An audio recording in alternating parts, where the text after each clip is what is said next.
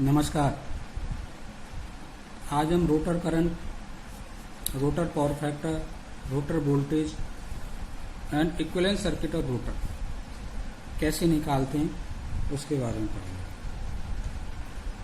तो इसमें क्या है, अपन को कुछ एजम्पशंस मानने पड़ेंगे। तो let the resistance and impedance पर phase of rotor be R2 एंड L2 respectively and EMF induced per phase in rotor at standstill still is E2। यानी कि रोटर में जो वोल्टेज इंड्यूस हुआ है स्टैंड स्टिल पे वो E2 है। तो rotor current I2 at start is given. Rotor current starting condition में क्या कहलाएगा, I2 equal to E2 upon R2 square plus XT square, voltage upon impedance. ये आपका क्या आ जाएगा, रोटर करंट होगा। Since EMF induced in the rotor is proportional to the relative speed of the rotor, यानी कि रोटर में जो वोल्टेज इंड्यूस होता है वो किसके ऊपर डिपेंड करता है, relative speed of the rotor with respect to relative speed of the flux. यानी कि रोटर की स्पीड और फ्लक्स की स्पीड, फ्लक्स हमेशा सिंक्रोनस स्पीड पर रोटेट करता है और रोटर आपका इस पर डिपेंड करता है। तो जो रोटर में जो वोल्टेज इंड्यूस होता है वो इस स्पीड के प्रोपोर्शनल होता है। और ये जो चीज क्या कहलाती है, आपका क्या कहलाती है, ये कहलाती है आपकी रिलेटिव स्पीड। अगर इसको अपन NS से डिवाइड कर दें तो ये क्या कहला जाएगा, स्लिप। यानी कि ये जो रोटर में जो वोल्टेज इंड्यूस हो रहा है वो किसके ऊपर डिपेंड कर रहा है, स्लिप के ऊपर डिपेंड करता है। अगर स्लिप को अपन डबल कर दें, स्लिप को डबल कर दें तो जो इंड्यूस EMF वोल्टेज है वो क्या हो जाएगा, डबल हो जाएगा। समझे? इसका मतलब क्या है, अगर अपन ये देखें कि रोटर में जो EMF इंड्यूस हुआ वो किसके प्रोपोर्शनल होगा, वो होगा SE2। यानी कि रोटर में जो वोल्टेज है वो SE2 है। अब एक चीज और देखते हैं, at starting inductance of the rotor, rotor का जो इंडक्टेंस इंपीडेंस है स्टार्टिंग में क्या है आपका, L2 है। और रिएक्टेंस क्या होगा, ये 2 पाई FR/L2। ये FR इज द जो रोटर में जो वोल्टेज या करंट इंड्यूस हुआ उसकी फ्रीक्वेंसी, ये क्या कहलाता है, X2। अब अपन जैसे जानते हैं कि रोटर की जो फ्रीक्वेंसी यानी रोटर में जो करंट इंड्यूस होता है वो किसके ऊपर डिपेंड करता है, वो डिपेंड करता है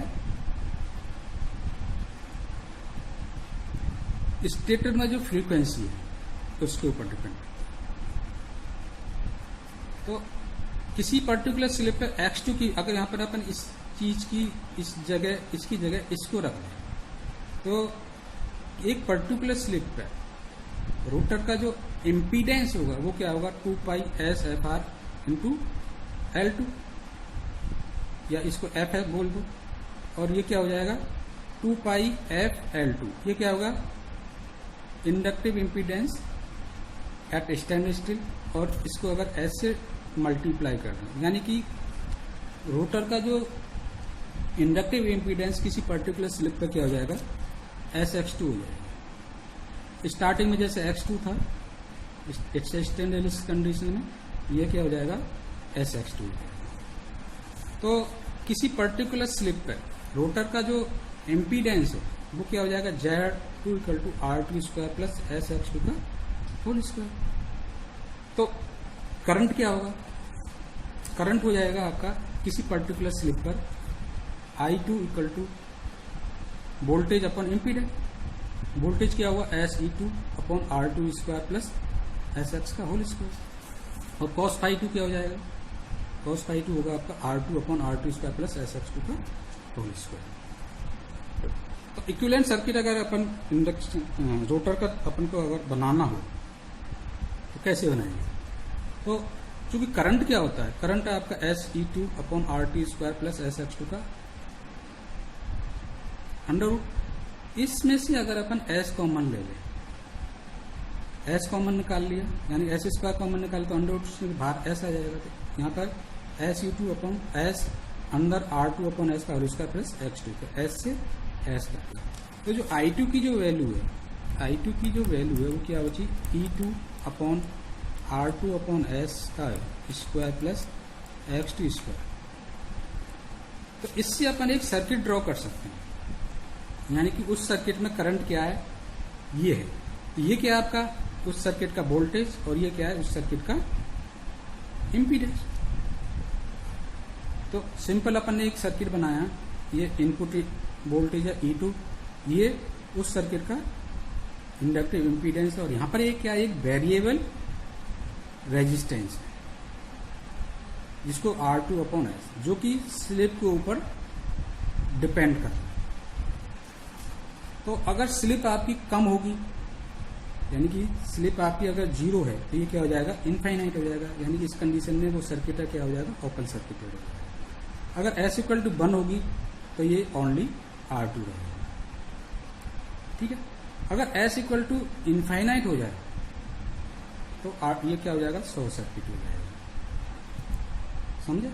तो एक तरह से क्या है कि ये रोटर का इक्विवेलेंट सर्किट डायग्राम है, equivalent circuit diagram of rotor, equivalent circuit diagram of rotor, जिसका जो ये वाला कंपोनेंट है स्लिप के ऊपर डिपेंड है। तो आशा है कि आपको रोटर का इक्विवेलेंट सर्किट कैसे बनाते हैं ये समझ में आया होगा। धन्यवाद।